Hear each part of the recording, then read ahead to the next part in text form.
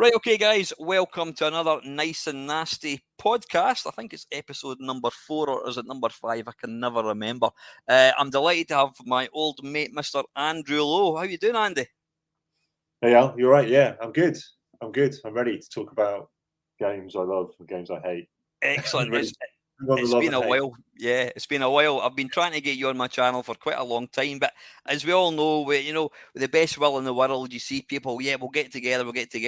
Fucking life just seems to absorb all the free time. We never actually make the effort to do it. It's mental. Yeah, I've learned that a lot, particularly men. Just to kind of the moment you say let's do something, you sort of at that point just get it in a diary and just stop talking about it until you've scheduled it. Otherwise, it just won't happen. It just won't happen. So how are you doing anyway, mate? Life treating you well? Yeah, I'm writing lots of books, lots of messed up crime thrillers, basically. So you're still right. So I've kind of obviously lost touch a wee bit what you've been doing. Yeah. So how many books have you written now then, Andy? In total, I think 11. Wow. I think maybe 11. Yeah. Well, and I wrote a few standalone books, sort of thrillers, and then I set into a series, into a crime series with a character who sort of is kind of like his series. So I'm just finished the 8th book in that series. So they're kind of dark crime thrillers because there's a spectrum of crime thrillers. You can have cozy crime, where cozy crime is sort of like Agatha Christie. It's like you don't see anything too grim. It's just who did the murder. And then right at the other side of the spectrum, there's dark crime, which kind of sometimes trips into horror territory. I like kind of towards that end of the spectrum because I do a lot of research into sort of trauma, post-traumatic stress, all kinds of mental health stuff. I do a lot of research into killers, psychology of killers, where things change for them because people weren't born that way. How it all changes. So because I want people to feel that the bad guys in the books are the good guys in their own minds. That's important. I don't want them to be like cartoonish kind of villains. You want to understand why they're doing what they're doing. So that's what I'm doing. Yeah, I'm writing lots of crime thrillers and editing. I do a lot of editing. I'm also a writing coach. I work with authors on their books, along various degrees of the kind of process, whether they're just thinking about writing or whether they're about to publish something. Yeah, I kind of give them the benefit of my, I suppose, expertise. Yeah. So how long roughly does it take to write a book? Is it?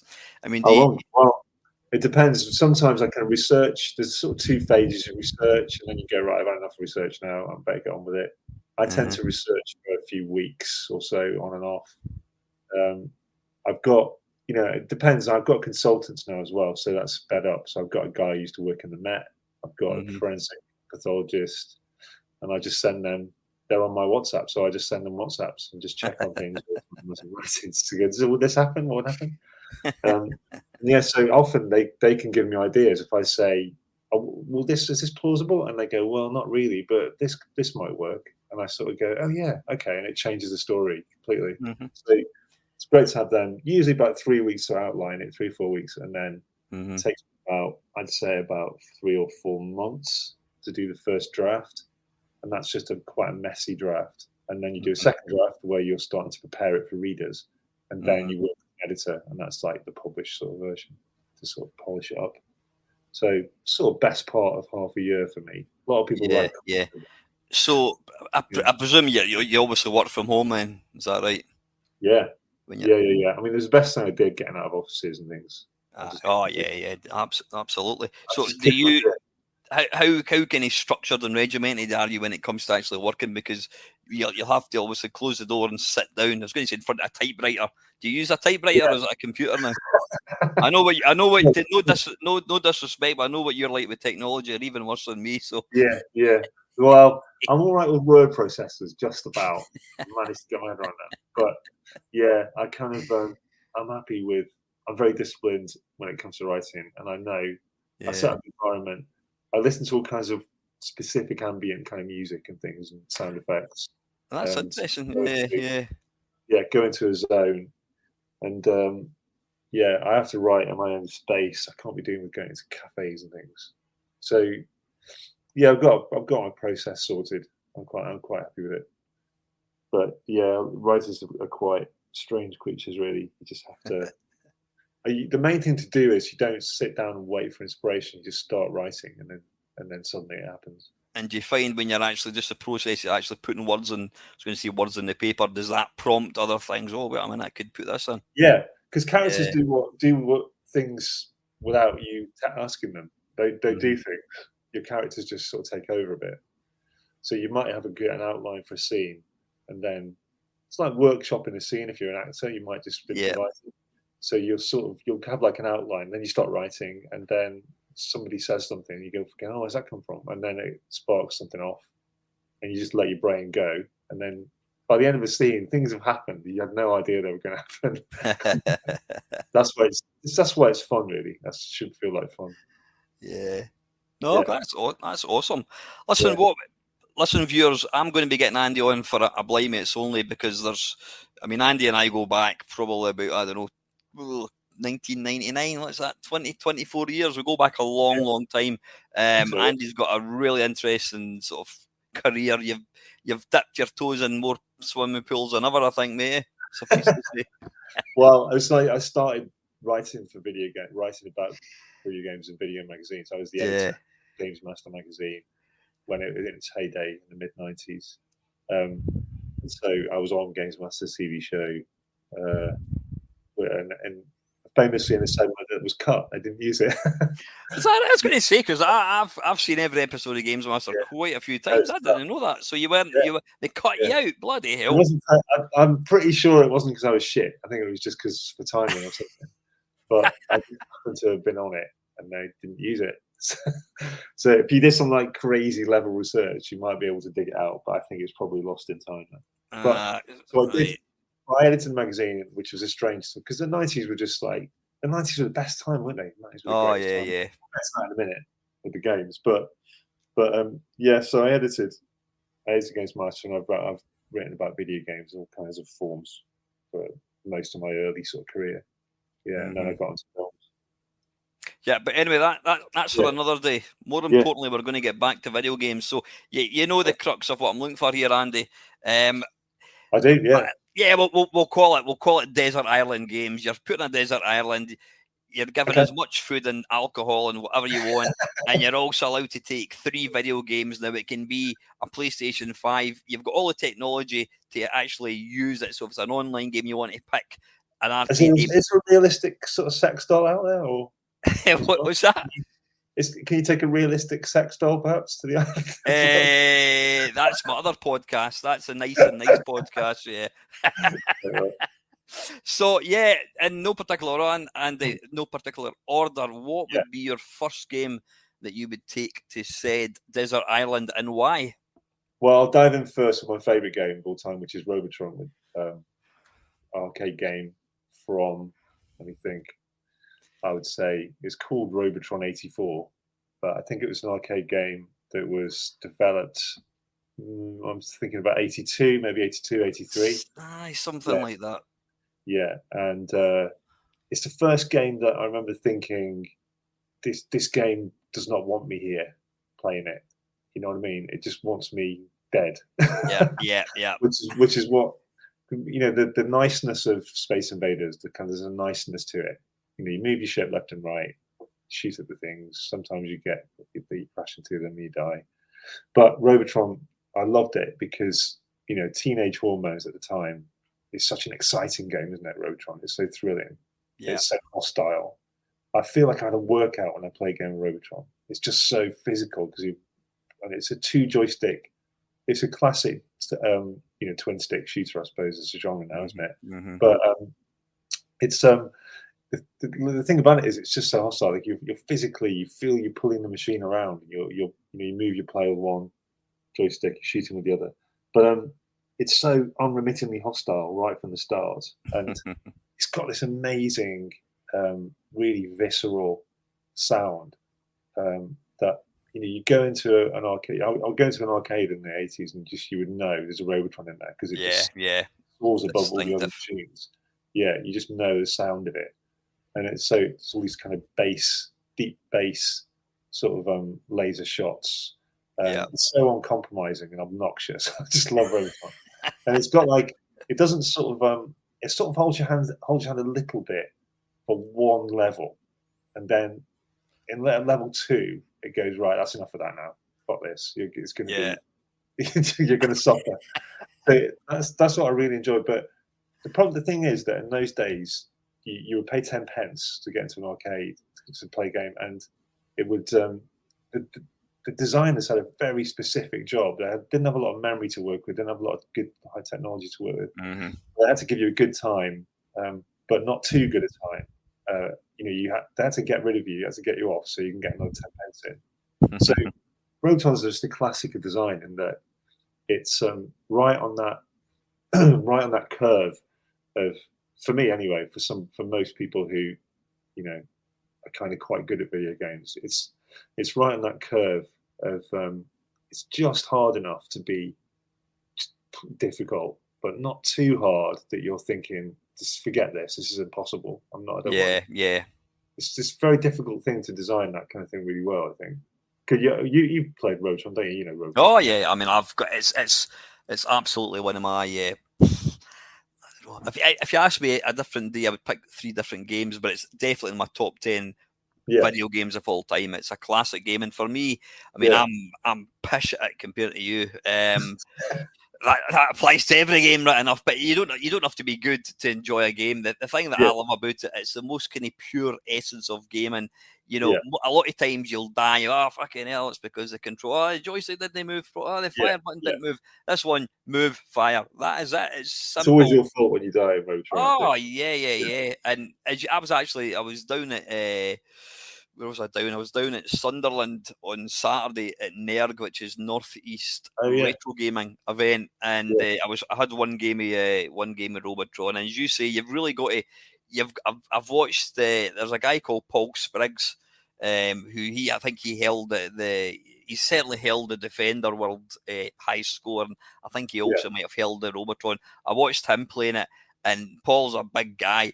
And this thing was rocking about. He was fucking thrusting it, pushing it. And I realised you've got to be you've really got to be full on when you play the game. Yeah, you do. I think that's one thing I really loved about it. I used to go to the arcade when it first came into the arcade in my town, and there were two guys who used to play it, because you could play Robotron alternate 2-player game. So one person dies, the other person. Yeah, that's right. Yeah, it's great. It's a great structure. And so they would just, and then there'd be this thing where they were just so good at it. I would just watch them, and I always used to have this thing where there'd be a new game, or I'd go into an arcade, it'd be a game I didn't know before, and I'd watch, and then I'd stop to play, and I'd sort of absorb all the things that I'd seen that the good players do, but then find my own way of doing things as well on top of that, and I've always had that in my head, going, right, what's the baseline of things you need to do well? And then I start to add my own stuff into it, and then ideally what I would want is those people I came in first, they'd be watching me at some point. That's what I always thought was a victory, if I could turn it around. So they would go, fucking hell, I've seen this guy play whatever, and they'd be watching me. So, and Robotron was that brilliant that's exactly what happened with Robotron, that I started to kind of, I know that as soon as I got on it, forget it. No one's getting to go for a long, long time. Go on then. What's your high score, Andy? Can you remember? I don't know. I think I've got to. I've clocked it. I've turned it over. Sort of the. But I think it's 999, 990. I think it turns over. Is it really? Wow. I think all the Williams games turn over there, but I haven't done that for a long time. I mean, I haven't got my own cabinet, but you've not got to. You do get into it again. The muscle memory comes back when you play it again. Yeah, I think the thing about the game as well. I think if you're a decent player, you can pick up an extra man pretty quick. If you're able to kind of absorb, I don't know, 3 or 4 of the human beings, that's usually enough to get you an extra life. So in theory, you could always. I'm not saying you're going to. Well, in your case, it is. You could keep going constantly because you're always picking up an extra life. Yeah, and I think that it depends on the settings, isn't it? It depends on the arcade owner. Mm-hmm. The arcade owners can set it really, but I think that's a mistake. Like we were saying before, it's a fine line. You've got to have it so it's it's sort of playable, but not too easy and not too hard, because it doesn't turn people off or just keeps them on forever. So you've got to try and get in the middle. But it came from Berserk, didn't it? You know Berserk. I think Berserk. That's one of my favourite games. Absolutely love Berserk. Yeah, I saw you do the thing on Berserk, and it's sort of it feels like Berserk feels like the prototype, doesn't it, for Robotron? I think. Aye, yeah. It's a very similar thing. You just got this guy running around. He can shoot in different directions. The robots. Berserk's awesome. Just an interesting little thing. Yeah. You know Steve Snake. Yeah. I had him on my channel a couple of years ago, and I said to him, I said, you know what? I said, it's just a pity there's not a decent. In fact, I said there's not actually a decent version of Berserk. And then about a month later, he goes, check your inbox. And he only went and wrote a game called Horace. You remember Horace Goes Skiing? He wrote a game called Horace and the Robots. And fucking hell, it is the most perfect Berserk. Trust me, if you use an emulator, you can enable the speech, color speech. It's even got the speech in it. And apart from instead of being a human being, you play the part of Horace. But this is utterly sublime. I was going to say it's got Horace Goes Berserk. that would actually work. That's a good. That could be the sequel. But look it up, Horace and the Robots. And he wrote that because I said, you need to do something here. And I went, fucking hell, amazing. I do think if, like you said, you're stuck in this room, and you like you say, or island or whatever, and you've got all your sustenance, you'd be fine. You've got medical supplies or whatever. You've got access to things. And there was only one video game. Then I think Robotron would keep me going. It's just the gift that keeps giving. It's choice. So hostile. Good choice. So that's the game that's obviously it's just going to get you going. It's going to get you excited. It's a Twitch shooter.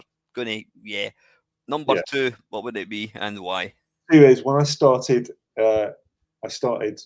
on Games Master magazine in the 90s, in the early 90s. Games Master was a TV show on Channel 4, and it was just a great time, like the early 90s in terms of games, sort of Mega Drive, Super Nintendo were the 2 main consoles.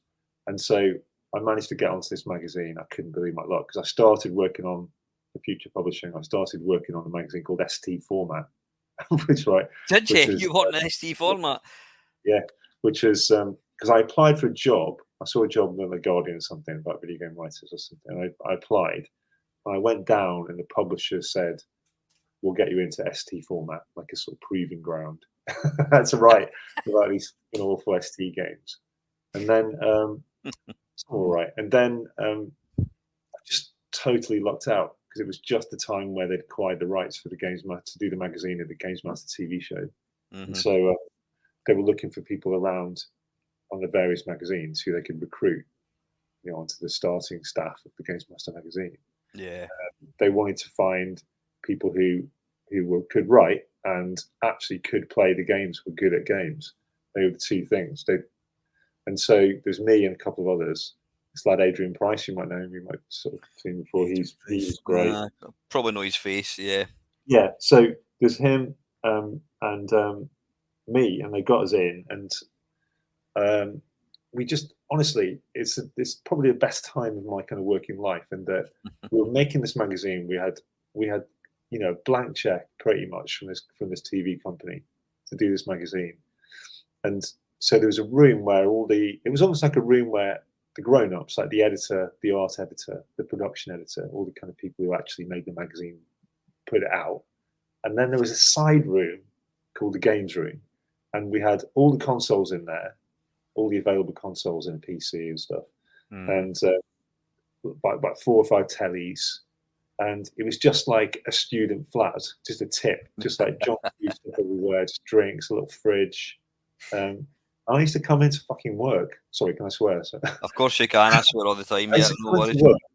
And just be paid to come into work, go, right, what are we doing? And there'd be a couple of games in, and we just have to go into the games room, can of Coke, sit there and play games, and then go, it's lunchtime, right? Walk, just like saunter out, get a sandwich, come back, back to work. That's what I fucking did for like at least a year, at least a good year of like with uninterrupted.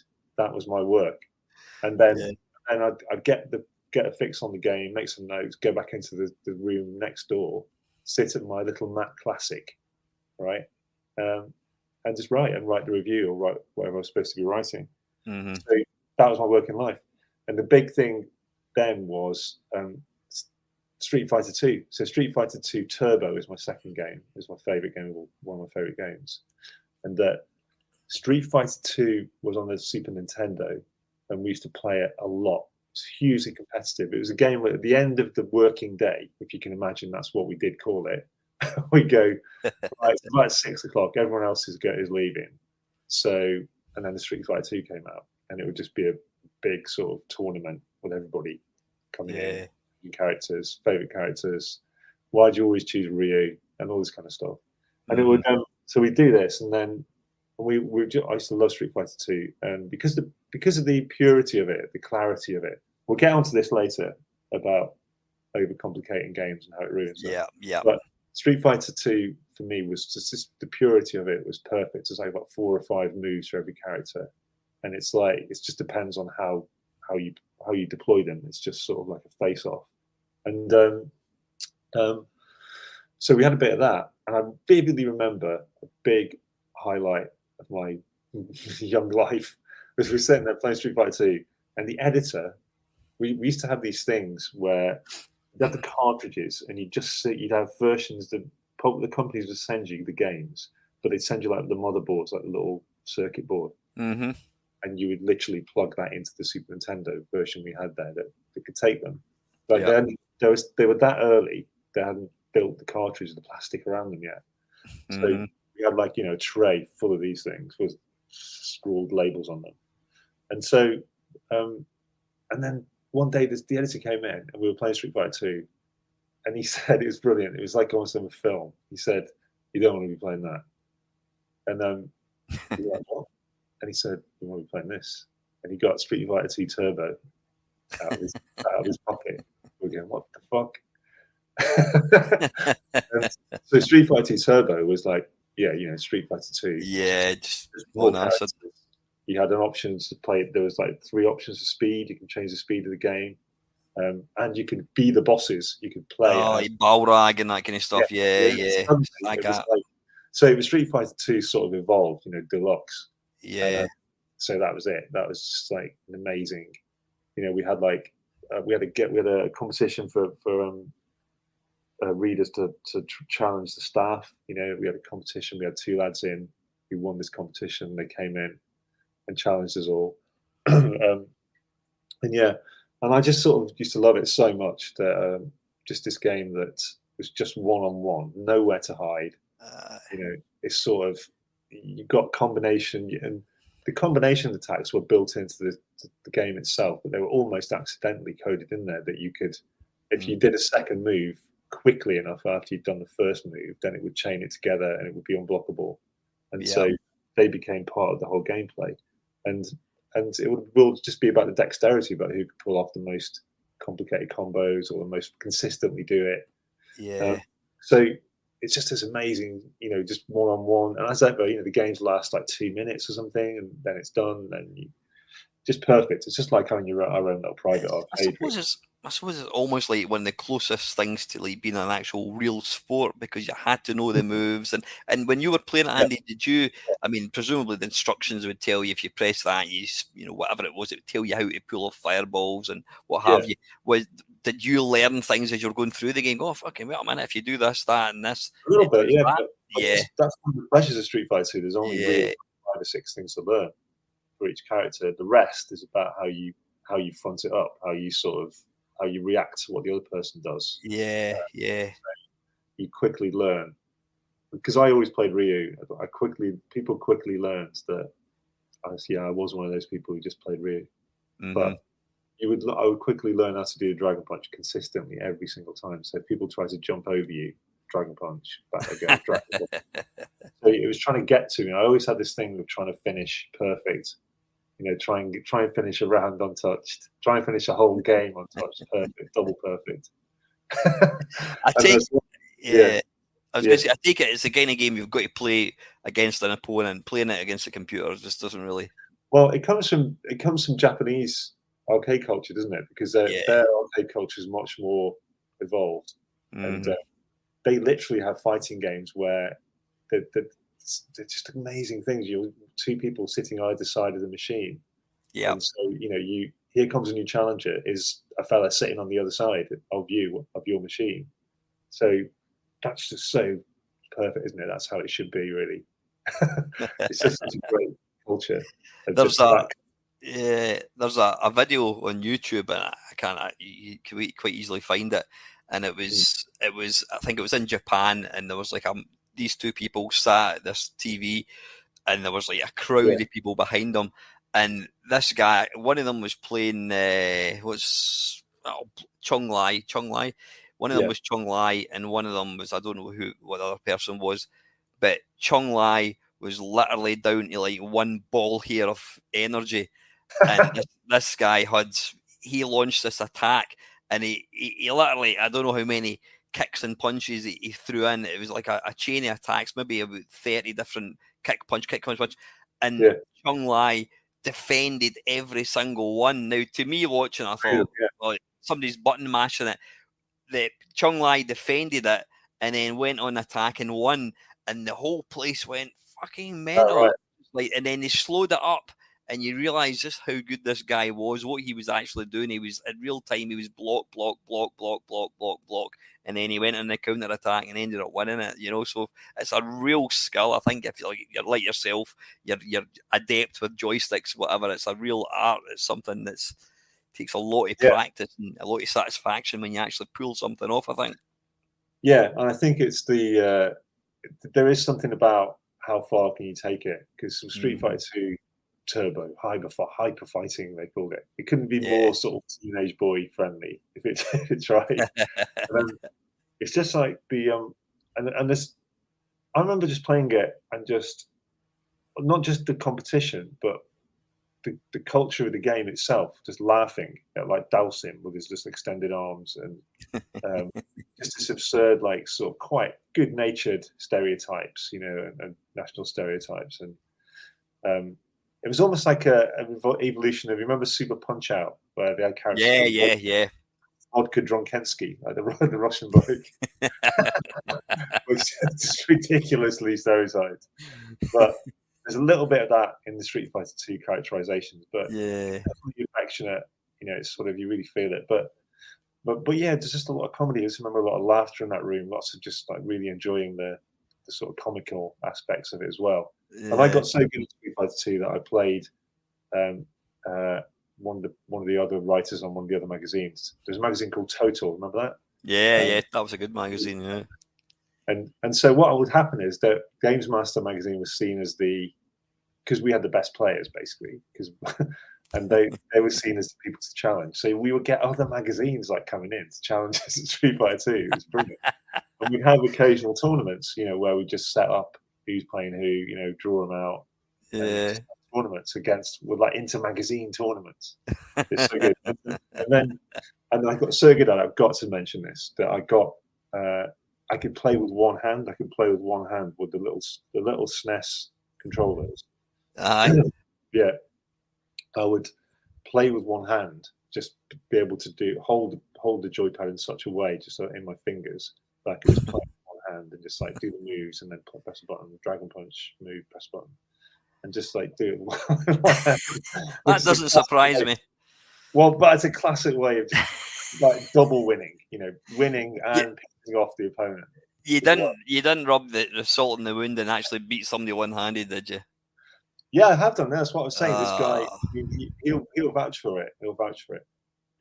He's still around. James Binns, he's still around. He does. He used to be on PC Gamer. Yeah. I used to live with him, actually. I used to share a flat with him, and I just thought, I can do this, so I'm going to try and beat somebody with it. And I did it one-handed. He's living. Can you still do it? Can you still play the game to the same level? Or have you not played it for a while? Well, I mean, we'll get onto this again, but this is the thing. I mean, I haven't played Turbo for ages, but that was the heyday of the game for me. Yeah. That was the kind of Did, purest version of it. did you ever play against what's his name, Dave Perry, Games Animal? No, I didn't actually. No, Yeah, never. No, we didn't. Just didn't. Just one of those things. Were But we had you? this guy. I remember the time there was a Nintendo champion. They had this guy who's a Nintendo and Sega. They tried to get like people who could be the champions. Somebody Curly or something, was it? Sean Danny Curly. Curley, yeah, I know Danny Curley, yeah, I know Danny him. Curley, yeah. But then there was another guy who was also a Nintendo champion. There was a brief period where they were trying to be ambassadors for like the brands and stuff. But I think Street Fighter 2 Turbo is, unironically, the peak of the whole series, really, including everything that came after it. Oh, yeah, really? I have played the games. I've played pretty much most of the games. But there's just something about where you get the sweet spot. It can be a band, it can be an artist, it can be a singer, it can be an actor. It can be all kinds of people. They just have their sort of imperial period. The kind of pinnacle. So you pick Street Fighter 2 over the Turbo one, then, you reckon? I think Street Fighter 2 Turbo, it's basically the same game as Street Fighter 2, but with a bit of extra in the animations, and there's an option to play it faster and be the bosses and stuff. So it's not really. I'd say it's the peak for the series. The only you've picked a fantastic setting game. The only problem is you're going to have to play with yourself, mate. There's nobody else there. I know that is a bit of a problem. Yeah. Unless Man Friday turns up, of course, but I don't know. Can I say that? I'll just have anyway. Blanca might be knocking around. He's probably around in the trees somewhere. But yeah, I mean, you could maybe I could play with myself with one hand with both controllers. Oh, you could, yeah. You get two sticks and fight yourself. Would that forgetting the practicalities? If you could physically control, because you and I have had a conversation about how you've got this, you're able to take in what's going on around you. Yeah. If you were physically able to control the one gamepad with your left hand and one gamepad with your right hand, could you, in theory, fight yourself? Is that a step too far? Yeah. Quite interesting psychological experiment, wouldn't it, about left brain, right brain hemispheres? Because because both of them, you can have brain conditions where they're what's it called, the corpus callosum, the bit that glues the two hemispheres together. That can be damaged, and those people do feel like they're two people. Like the right brain, the right hand fights the left hand. So maybe just a little bit of brain surgery, and you're sorted. Yeah, we're good to go. Yeah, Turbo, is. Excellent, good second choice there, Andy. Right, and your last game you would pick? Well, I'm going to come into the present. As a series, the Zelda series has given me a lot of pleasure. The Ocarina of Time is probably the one that everyone picks when they talk about Zelda because it really does feel like the peak. But I'm going to have to come right into the present for the Tears of the Kingdom, which is on the Switch at the moment, which I think is possibly the best video game just of all time in that sort of genre. It's very difficult to say. Is Robotron better than Street Fighter 2 because they're two very different experiences? Yeah. I wouldn't say that, but I think in the world of open world, the sort of action adventure games, then this has got to be the pinnacle because there's so much about it that just keeps blowing me away the more I play it.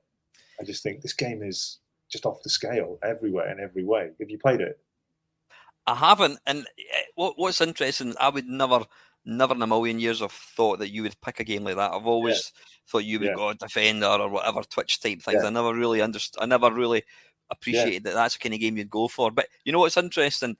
This is the 5th podcast that I've done. The pilot episode I did with a guy called Bill Harbison. Now, Bill used to work for Ocean. He did the graphics for Chase HQ on the Spectrum. He did the graphics for RoboCop. Wow. He picked that game as well, that very, very same game as you. And he said it's the best game ever. So there you go. The thing that's so good about it is that I often find, it's an escape. Games can be an escape.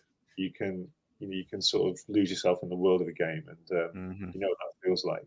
But the Tears of the Kingdom takes that idea just to a totally different level, because you feel the world is so huge, and it's not just an empty canvas like a coding trick.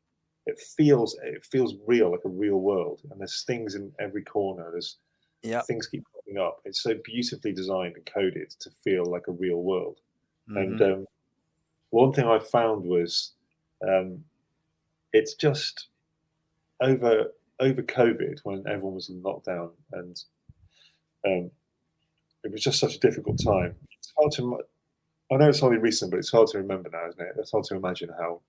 Oh yeah, I know. It's like a kind of nightmare, eh? When you think about it, I know. It was like a sort of dystopian fucking nightmare, wasn't it? It was. And I found that these are the kind of games that help me through that, in the sense that I could just play and go into a different world where lose yourself. Yeah. Oh, where in the real world I was completely restricted. You know, I couldn't leave the house. I had to go. You remember the days where you go, "Oh, is it okay if I buy an Easter egg?" Is that loud? Is that? I know. It sounds ridiculous when you think back, but that's exactly where we were. You have to leave the house once a day and all this kind of stuff. So I think, with good reason, because the whole idea was to restrict contact, and that's how you stop it. There's no question the right thing to do. But at the time, it just felt awful, didn't it? It was awful. It was just, my mental health was in the toilet. Yeah. Physically, you couldn't really do much. You contact using fucking Zoom all the time, trying to talk to family and friends. It's miserable. But and it felt like it was never going to end. We thought, is this ever going to end this? I know. Yeah, that's the genius of games like open world games, where you look up and 2 hours have gone by, and you can just completely lose yourself in the game. And I had a little bit of that with Breath of the Wild at the time during lockdown, but the previous incarnation of Zelda, but this is the most recent.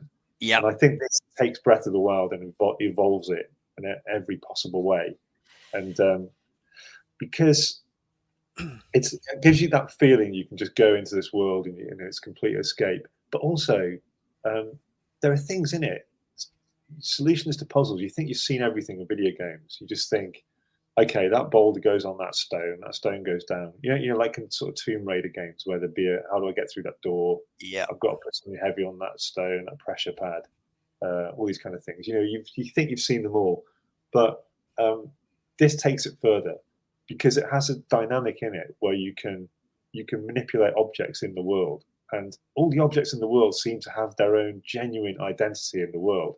So you can glue things together, and basically you can make stuff. You can make your own solutions to puzzles. So there are some puzzles where you think, I haven't got a clue how can I haven't got enough to do that, and you just pick up a rock, you pick up an object, a box, and you think, can I stick all those things together and make a stair to get up to that bit? Yeah. And you do it, and you go, fucking hell, the game actually wants me to do this. You realise that the designers have done it that way, so to encourage you just to try things. So whenever you look on YouTube, you look at how people have solved some of the puzzles in the game. There's just loads of different ways they've done it. There's not one way to do it all. So it feels like a game that's encouraging creativity. It's really pure, but also creative. You can just try things out, and you think, well, I've got to get across this lake. And you can chop trees down and stick a load of logs together and make a massive long bridge if you want. And that works perfectly fine. It takes ages, but you can do it. But then there's also other ways you can do it. You just think laterally, creatively. And I just find it's a game that I play, and I just feel like I say, 2 hours have gone, and it feels like 20 minutes. It's sort of it's like a time travel. It's like a time machine. But it's so beautifully done as well. The whole arrangements, the sound, the visuals, the sense that it's a real world. The experience is so well designed. Yeah, like an optimum kind of pleasure. It's not, as you say, it's not really my kind of game normally.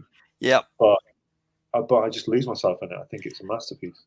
You know what? I think when Bill met, it was quite funny because it was the first episode I did. And I've got a love-hate relationship with Zelda. I mean, I've got the game that you're talking about, not this one. I've got Breath of the Wild and all that. Yeah. And I've all these games like Fallout 4 and that, games that you have to craft things and all that. I just get overwhelmed with it. And so I walk away from these games. And when I said to Bill, I said, you can pick, if you want to pick the 3 worst games, Breath of the World and Zelda. And of course, he picked that as his best game. But he was just saying exactly the game you're talking about. He said Breath of the World was amazing. He says, but this other game, he says, it's just the fact he can just do anything. He says, anywhere you look at something in the background, I'm going to go there. You can just go there, and there's no like set missions. Because when I play things like Grand Theft Auto 5, it's like, right, where'd I go now? And it's like, do you want to go and respray your car? I'm not interested in doing that. I actually get stuck, and I think I don't know what to do, and I'll just switch it off. But he said exactly the same as you, and I think I was kind of thinking, I might have a look at this, but I think you've just convinced me to go and download it after this. Is that I'm really impatient. I'm massively impatient. I think my son has ADHD, and I think I've probably given it to him because I really feel that 10 minutes or something, and I'm getting restless. And I think obviously that's something that I've had to manage. But so normally this kind of game again, I'm just thinking it's going to take me ages to get over to that mountain. Forget it. But there's just something about this game. It wants you to. It's you used to have those games where they'd say, "Oh, it's like a virtual world," or it's sandboxes they call them. But it's immersive, and they never are. They're always on rails. You always get a feeling that you're on rails somehow, or you can literally get to the edge of the world and you go, "Oh, I won't let me go over that fence because it doesn't want me to." So there's a sense that there's a sort of falseness to the world if you push it hard enough. But I just haven't got anything like that. I mean, obviously it's tailored, lots of little missions and little mini side quests and stuff, but to give it a bit of structure. But generally speaking, this is a game where you can just. I mean, I was using it before. I had a massively busy period, and just in June, where that thing where you just take on too much and you think, "I fucked myself here. I can't do this." But I can't do this, but I've got to. That awful feeling. So I was like, shit, right, I'm just going to have to do it. And I just had to overclock myself, start too early, not have enough breaks. And I could feel my brain just going, you're working yourself into the ground. You're going to have some kind of breakdown. And, but I just had to do it. I just had to keep going. It was awful. And, I fucked myself. It was my own fault. But the thing was, I had the Tears of the Kingdom, and I started to mess around with it and thought, I'm never going to have time to play this game. No, I've got too much to do. But it was the savior. It was honestly, really, this game saved me because I structured my day, and I knew that if I could get this much work done, I would give myself, an hour on this game. Reward yourself, and then it just reset my brain just playing it. There was something about it that just went. It was a genuine, like a sort of almost like a meditation. It just reset my brain. Work. And it just is something about the game that really, just really sort of helped me through that. So, but then also conversely, you can play in the game, you can play the game, and you're not really doing anything. You just hang out there. It's really hard to imagine if you don't know the game, but it's just pleasurable just to go. Oh, I'll just have a look what's over there. I'll go and explore. It's like being a kid. It does sound a bit wet, but it is like being a kid. Where as a kid, just for the sake of it, you go, I wonder if I can jump down this stair without breaking my leg. Oh fuck it, yeah, I'll do that. Or I wonder if I can go over there. Or I wonder what's in that around that corner in that cave or something. It's full of that kind of. And the graphics presumably are so impressive that it feels immersive. It's a beautiful game to play. Yeah, absolutely. Yeah. Because I thought I'd play it on the big screen on my Switch. I thought. But I've just been finding myself playing it on the handheld version of it. Something about that, just me in the game, the intimacy of it, the sort of personal feeling of it. It's just second to none. It's an absolute masterpiece. And I think this is sort of the pinnacle of this kind of open world sort of game. I can't see it's a benchmark. I can't see anybody sort of bettering it within this phase of technology. It sort of feels like the peak. Well, considering how many games you've probably played, Andy, in your life, that's high recommendation indeed. And I'm gonna buy it. I was thinking I could digital download it tonight, but no, I'll order it on Amazon. So I will buy it based on what you've just told me about it. Is it the kind of game you can kind of dip into? Just I've got a spare half an hour. I'll fucking just fire it up for a quick half an hour. You'll do that because yeah. The thing that you do. Sorry, really quickly to finish this. We've been talking about it ages, aren't we? The thing that I find you do is you switch off that thing you've got that with games where you go, right, I've got to progress, I've got to solve this bit, I've got to do this bit, I've got to do this mission. Once you switch that off, it's amazing. So you just don't really feel you have to. You can just have a wander about for half an hour, see what's behind that rock. Go up, climb up that hill there. What's in that house? You can just do that for half an hour, and it feels like a little break from, like I say, a break from the world. Like we were talking about running before we started, and it's similar to that, where you run or you do something you love, exercise-wise, physically. It feels like a little meditation. You leave the world behind for like half an hour or so. That's what this game feels like. I recommend it. Now listen, I'll when we catch up in the next video, I'll tell you all about it, how much I love the game. So brilliant. That is awesome. So that is your 3 games: Robotron, Street Fighter 2 Turbo Edition, and Zelda. What's it called again? Legend of Zelda: Tears of the Kingdom. It's called. Tears of the Kingdom. Right. Yeah. Fantastic. Right, it's not all jelly and ice cream. It's now dog shit and sickness. You have to pick with a lolly stick in it. You have to pick 3 games that you despise, should never have existed, for whatever reason. It's shit. Hate it. You absolutely detest it. Right. I am going to cheat a little bit, Al, because I'm basically going to have a go. I'm going to have a rant about games in general and what's happened to them. I think I'm going to use these games. So the first game I'm going to go for is Gauntlet, which is an arcade game. I'm not sure when it came out, but I'd say 85, 84. I'm thinking 84, 85. Yeah, I'd say something like that. And it's like a big dungeon, top-down sort of dungeon game. 1985. I'm just looking. It's just a hack and slash type game. I think it's Atari, isn't it? It's an Atari game. Atari, yeah. I know it's really held in high regard. I'm honestly not choosing it just to sort of be counterintuitive, but I'm going to use it as an example for what I think just pisses me off generally about modern gaming.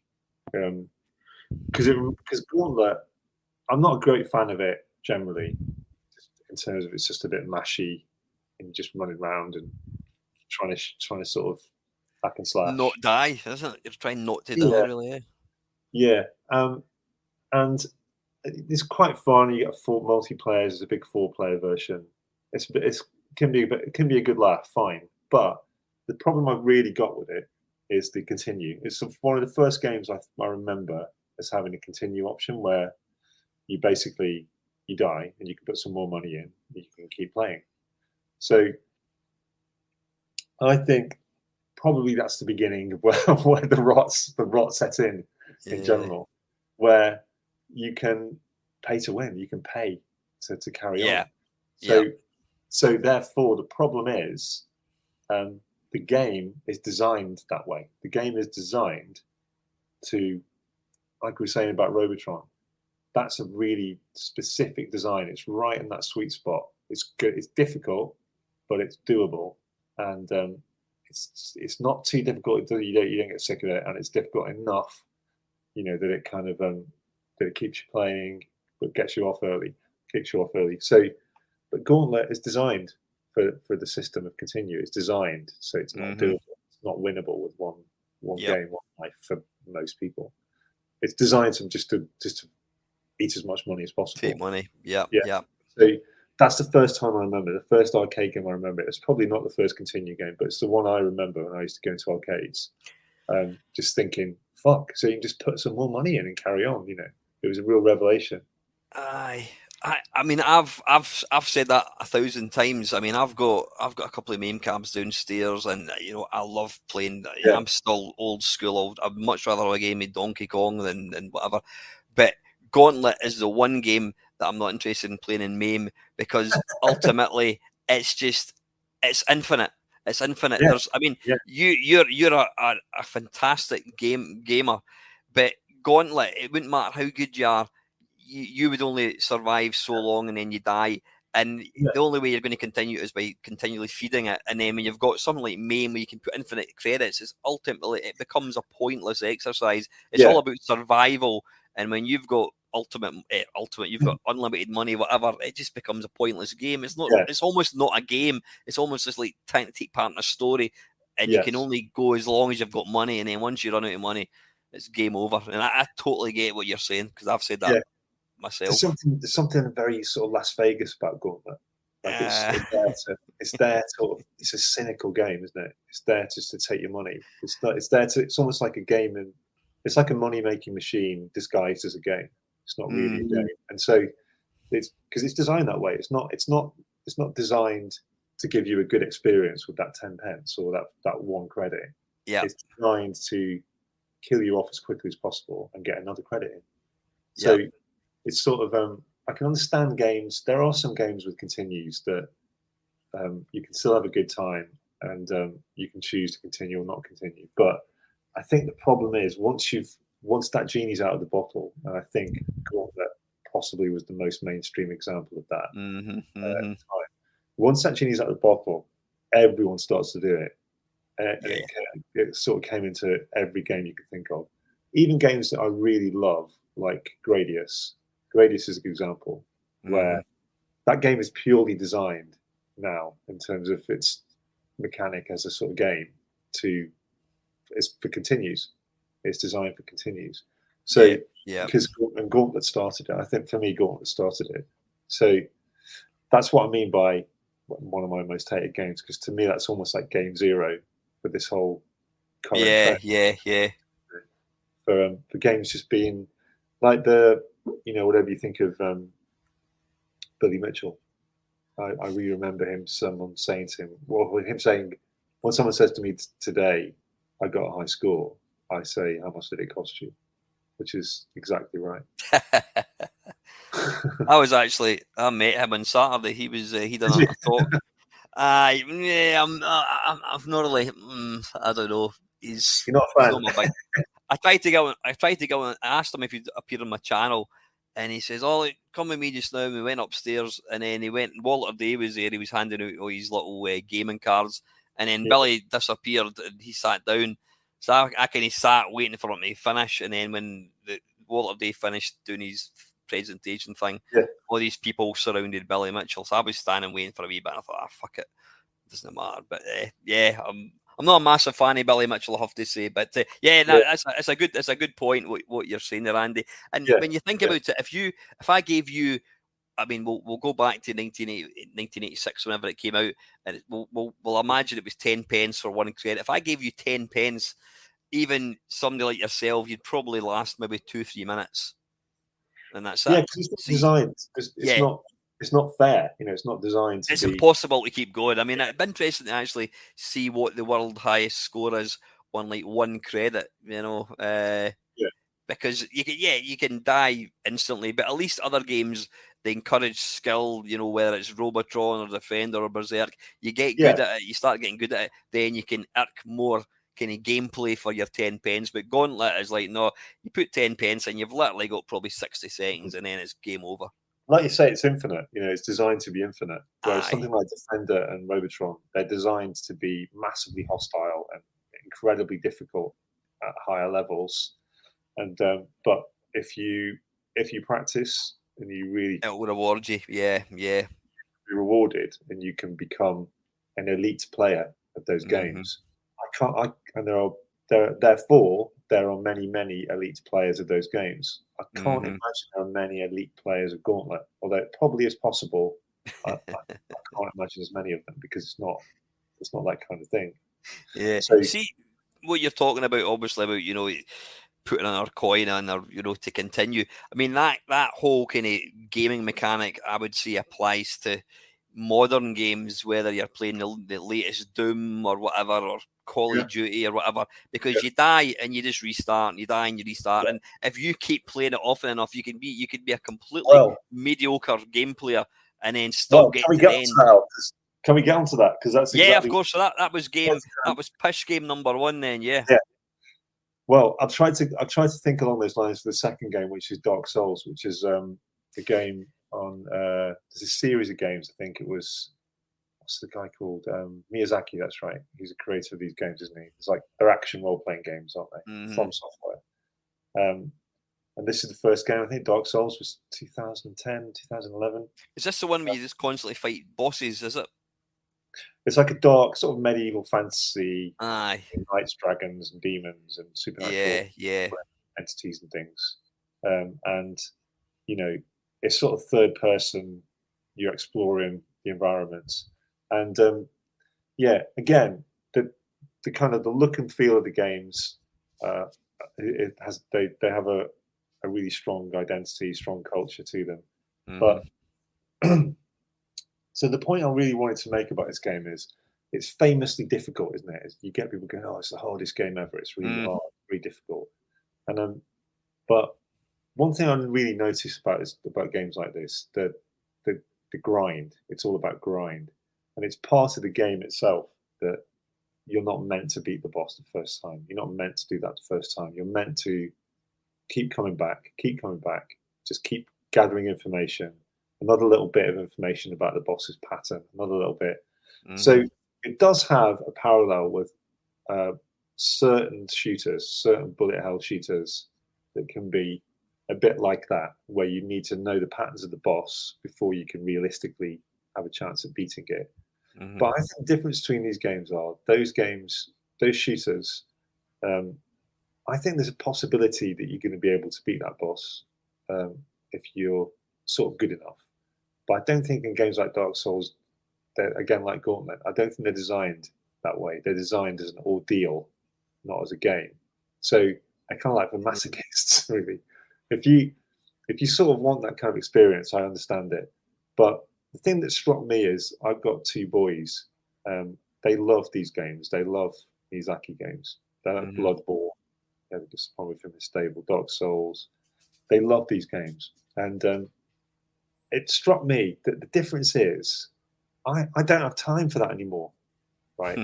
I'm I'm kind of I'm not 19. The whole world is not ahead of me. So it just feels to me like those games are designed, and they are quite teenagey, hormonal, sort of gothic. It strikes me those games are designed for younger people, for younger gamers, because they're the people who don't mind dying over and over again. They just go, "Oh, I'm invincible. I'm 19. I'm fine. The world's ahead of me. I just keep going back. I just keep coming back. I keep coming back." Whereas when you get into your 40s and 50s, like that is not life, is it? You go, "Oh fuck, this is going to end soon. This is going to end sooner than it was when I was 19." Anyway, and you just think, "I haven't got time. I haven't got time to keep dying, keep coming back, and keep coming back."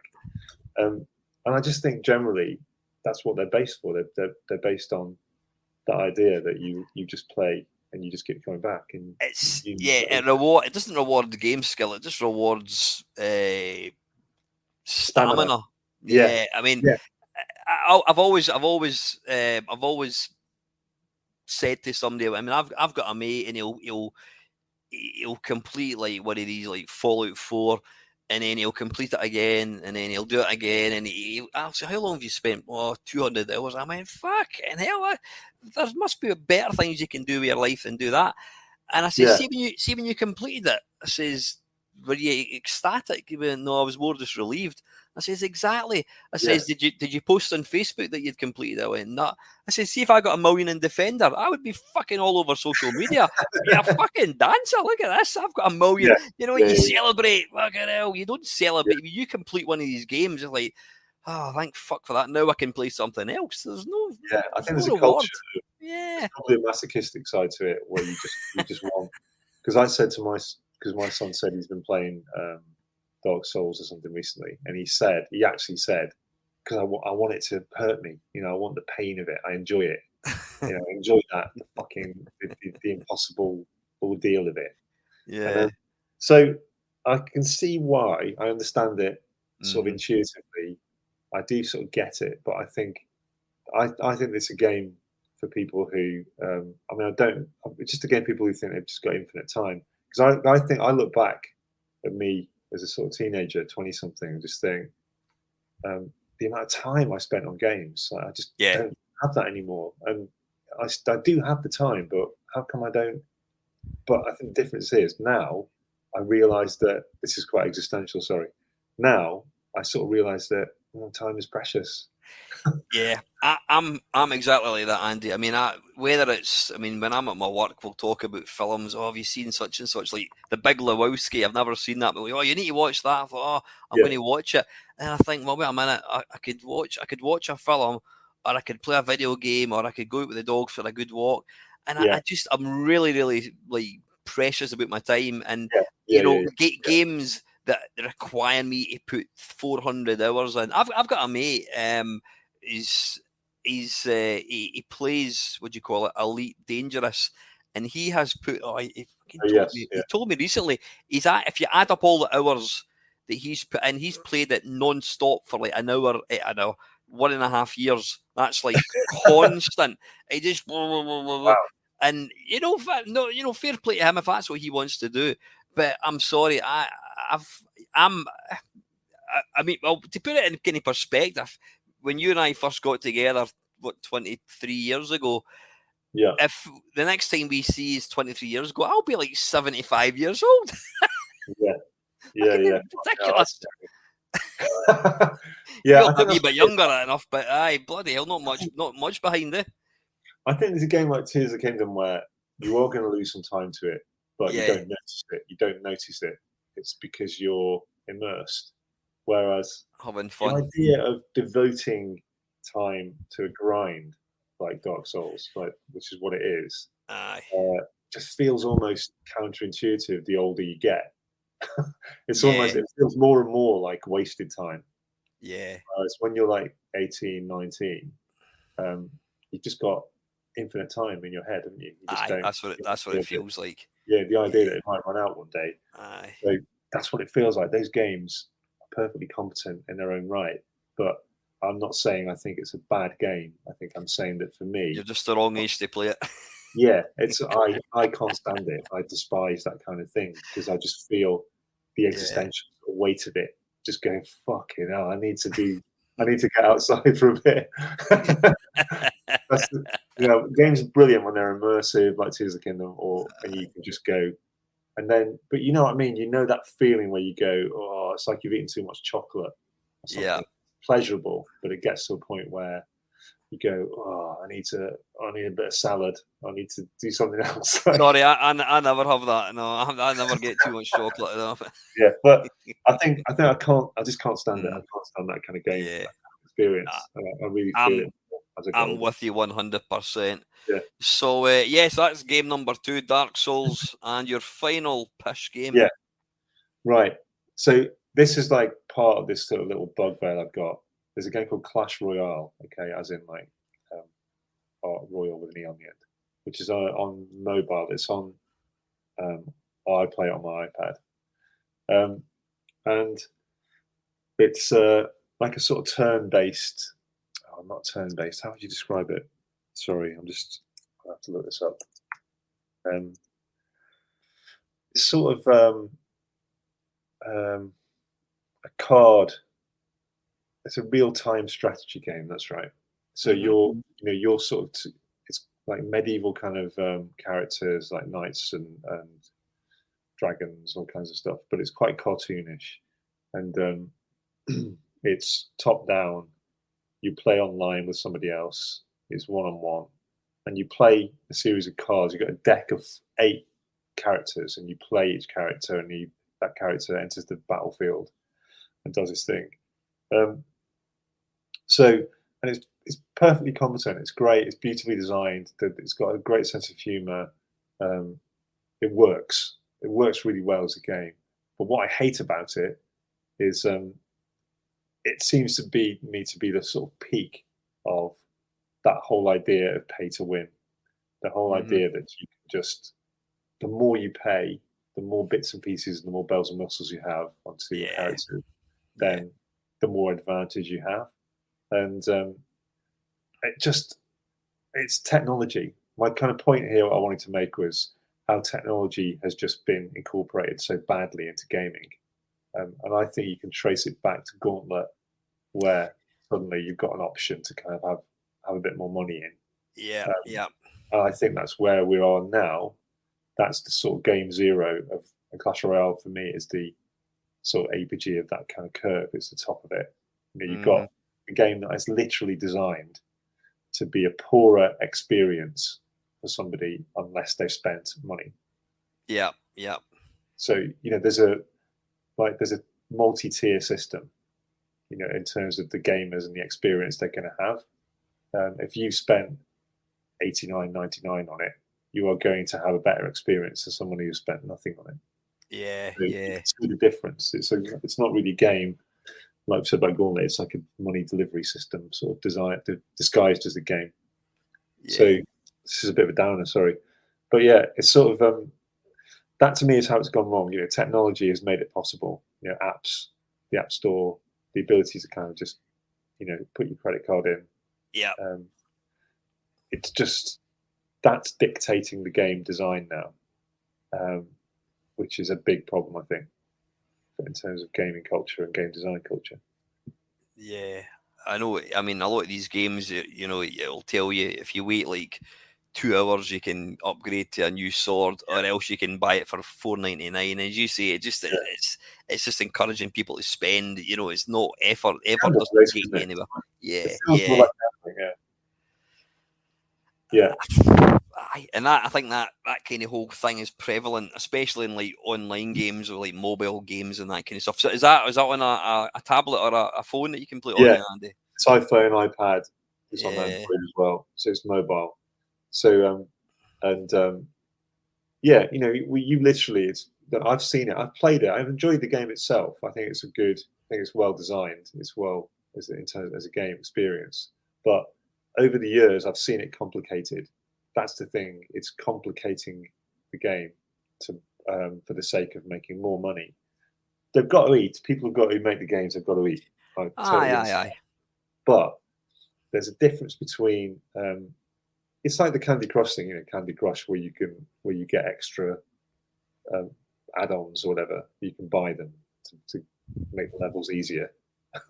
Can you imagine a version of that with Robotron where you can buy an add-on? You can put 20p in instead of 10, and your character shoots more bullets. It just sounds bizarre. I remember a girl at work posted on Facebook. She was looking for a certain thing in Candy Crush. She was asking if anybody could give her it. And I'm like, what's that all about? She goes, so I can. I've never played Candy Crush, but it's like Jesus. It's just it feels like cheating, doesn't it? I've never really understood that. I've never really understood cheating, because you're cheating yourself, really, because you're, if you step back from it, the developer of the game has made it so you have given the money in order for you to feel a dopamine hit, some sort of success, but it's an empty success, isn't it? You've been cheated out of that money. I'm exactly the same as you. If I play a game and you can. I think we're old school. Anything.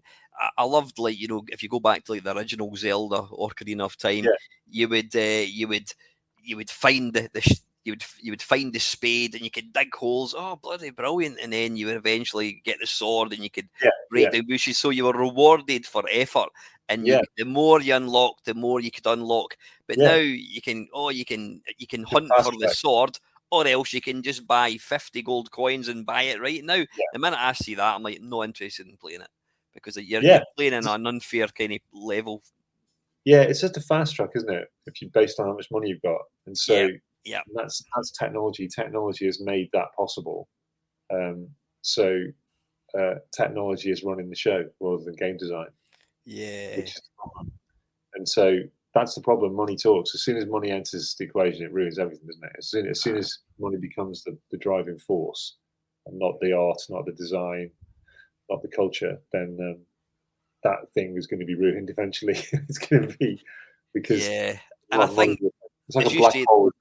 Yeah, the guys have to eat, and I think it comes down. I mean, people complain about the price of games. Gaming has never been as cheap as it is now. I mean, all right, you can buy FIFA, whatever the hell it is, 2024 or something. It'll cost you 99 quid. But then that's probably similar to what we were paying for Street Fighter 2 back in the day. But people complain if you buy a game, you've got to pay £4.99 for a game, or you get games for free. So yeah, they have to make their money up with that. And probably, like, you know, not our generation, the current generation is 16 to 20-year-olds. They're probably quite happy because they don't know anything different. But for old guys like ourselves, it just feels wrong.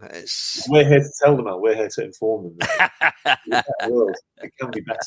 It was better, but again, it sounds like we're saying it was better in the old days, but not an empty nostalgia of reasons. Just for the sheer design of the games. Yeah, they didn't have this technological crutch to fall back on that allowed them to plug in these sort of money pipes, into the game's designs, so they can just sit back and see all people with trust funds, or they've got too much money buying the new helmets or something. It's sort of it just feels wrong, doesn't it? It just feels like gambling. It feels like cheating. Aye, and it's funny. We're talking about continues in games. I mean, it's a stupid thing, but even when if I'm playing whatever it is, if I'm playing Nemesis or R-Type or something on my arcade cabinet, if I get to whatever level I get to, and then it comes up continue, no chance. I will never put another coin in. I've got to go back and start at level 1. That's how I work. But what I'm saying is, the problem is Gauntlet started something where that wasn't just an option within a single game. It was part of the design itself. Yeah. So you can't it's practically impossible without a lot of practice to get to the end of the game without using the continue, because of the design. The design is the design is inbuilt, it's baked in to get as much money as possible. They must have made some amount of money. If you get a 4-player Gauntlet in a pub, bloody hell, think of the cash that they were bringing in. That's why, if you're an arcade owner, they know that, don't they? They know arcade owners. If you were selling Gauntlet, you're a rep. You're going around to arcades. You want to get one of my Gauntlets in. It's going to make people look. It's interesting when you think about it.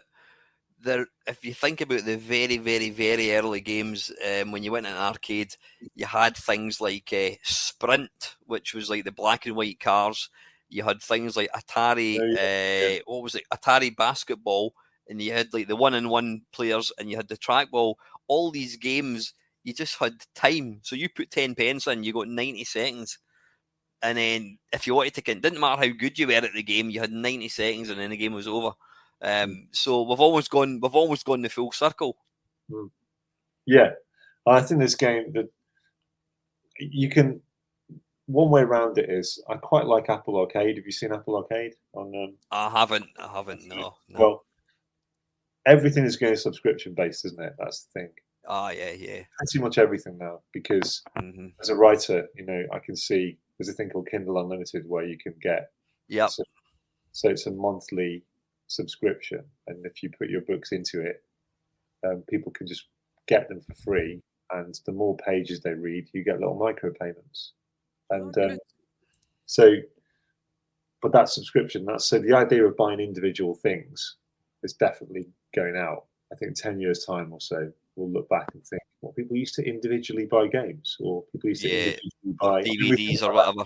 Yeah. We think about albums already, don't we? The idea of buying an album, that's just absurd in the age of streaming. That just doesn't work. Or films or DVDs or something. That's right. So I think that's how they're getting around it. Apple Arcade is quite a good example. It's like $4.99 a month or something. And there's a lot of really good games on there now. A lot of really good single. It almost feels ridiculous to say single serving games, but that's kind of what they are. Or no downloadable content, just pure games. Yeah.